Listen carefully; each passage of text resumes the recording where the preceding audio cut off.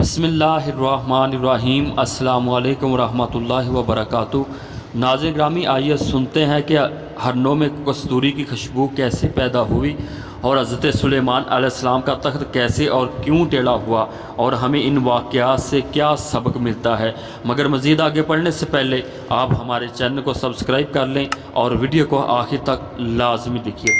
تو ناظرین کرام، اللہ تعالیٰ عز و جل نے جب حضرت آدم علیہ السلام کو پیدا کیا تو تمام جانور آپ علیہ السلام کی زیارت کرنے کے لیے آئے، جن میں ہرن بھی شامل تھے۔ حضرت آدم علیہ السلام نے فرط محبت کے ساتھ ہرنوں کی پیٹھ پر اپنا ہاتھ پھیرا، جس کی وجہ سے ان سے کستوری کی خوشبو آنے لگی۔ جب یہ ہرن دوسری جماعت والے ہرنوں کے پاس گئے تو انہوں نے کہا، تم سے یہ خوشبو کہاں سے آ گئی؟ تو پہلی جماعت والے ہرنوں نے کہا کہ ہم نے حضرت آدم علیہ السلام کی زیارت کی ہے اور آپ علیہ السلام نے ہمارے جسموں پر اپنا دست مبارک پھیرا ہے، جس کی وجہ سے ہمارے جسموں میں خوشبو پیدا ہو گئی۔ تو ناظرین کرام، یہ سن کر دوسری جماعت والے ہرن بھی حضرت آدم علیہ السلام کے پاس گئے اور آپ علیہ السلام نے ان کے جسم پر، ان کی کمر پر اپنا دست مبارک پھیرا، لیکن ان سے کوئی خوشبو نہ آئی۔ تو یہ دوسرے ہرن پہلی جماعت والے ہرنوں کے پاس آئے اور کہنے لگے کہ ہم بھی حضرت آدم علیہ السلام کے پاس سے ہو کر آئے ہیں، لیکن ہمارے جسموں سے خوشبو نہیں آئی۔ تو پہلے جماعت والے ہرنوں نے کہا کہ تم زیارت کی نیت سے نہیں گئے تھے، بلکہ تم اس لیے گئے تھے کہ ہمارے جسموں میں خوشبو آئے۔ تو ناظرین کرام، اس سے پتہ چلتا ہے کہ عمل میں اخلاص ہونا ضروری ہے، اور ایسا ہر وہ عمل جس میں اخلاص اور نیت نہ ہو تو وہ عمل بیکار اور بے فائدہ رہتا ہے، اس عمل کا کوئی فائدہ نہیں۔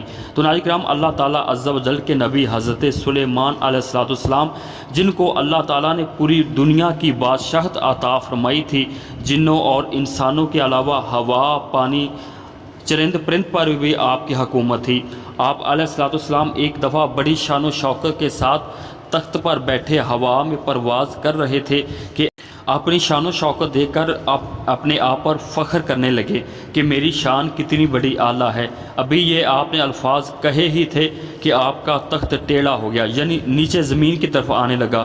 آپ علیہ السلام نے فرمایا کہ اے تخت سیدھا ہو جا۔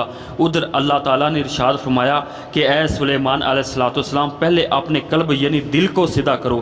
اللہ عز و جل کا یہ کلام سنتے ہی حضرت سلیمان علیہ السلام نے تخت پر ہی سجدہ کیا اور اللہ تعالیٰ عز و جل کی بڑائی بیان کی اور عاجز ہوئے۔ تو ناظرین کرام، صحیح اور سچا عمل وہی ہے جو کہ اخلاص کے ساتھ کیا جائے۔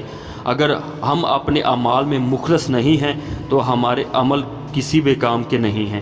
اللہ عز و جل ہمیں سمجھنے اور عمل کرنے کی توفیق عطا فرمائے۔ آمین یا رب العالمین۔